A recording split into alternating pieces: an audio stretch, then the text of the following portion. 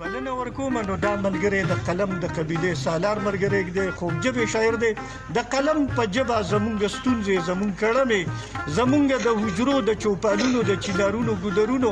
دا غم جاړي نو مونږ یې مننه کوو حمید علي خان حمید صاحب ته مې ډېره په درناوي بلنه ده. غزل نه مخکې اول خو سید قیوم د اقدام صاحب او راغلو ټولو مېلمنو ته خیرانې وایم. غزل نه مخکې یو قطعه ده چې وختونه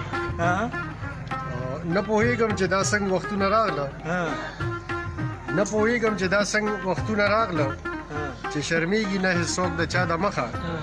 نو د پردي مشر بسې عزت کې وشي چې شرمېږي نه د خپل بابا د مخه. دا یو غزل دی خفه وم ستا د چم نه زه جانانه چې راتلمه خفه وم ستا د چم نه زه جانانه چې راتلمه ډېر وروسته ومه پاتې د خپل ځان نه چې راتلمه خفه وم ستا د چم نه زه جانانه چې راتلمه او ډېر وروسته ومه پاتې د خپل ځان نه چې راتلمه نو وجود مې را سره و زړه مې پاتې ستا په درو وجود مې را سره و زړه مې پاتې ستا په درو خبر نوم د ځان نه د جهانه چې راتلمه او سپېټې د غمونو او سبوج د ملامتې سپېټې د غمونو او سبوج د ملامتې ځوړن سر را روان وم وم پیمانه چې راتلمه ډېر زبردست او که روغ وم لیونې خلکو ته تا کړمه په ګوته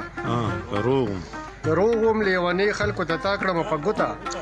په کاڼو لګېدم سیري ګریوانه چې راتلمه ډېر زبردست او په شان ستا د اوربل چې پریشان شي کله کله په شان ستا د اوربل چې پریشان شي کله کله زړه دغسې زما و پریشانه چې راتلمه دا بیا جي دا بیا په شان ستا د اوربل چې پریشان شي کله کله زړه دغسې زما و پریشانه چې راتلمه او همدغه مې وسود په دې سودا د عاشقۍ کې همدغه مې وسود په دې سودا د عاشقۍ کې په ځان د ځان تاوان ومه د ځانه چې راتلمه ډېر او حامد وای خاطر د رڼو اوښکو مې ونه شو حامد وای خاطر د رڼو اوښکو مې ونه شو دلبر له په ورتلو مستومانه چې راتلمه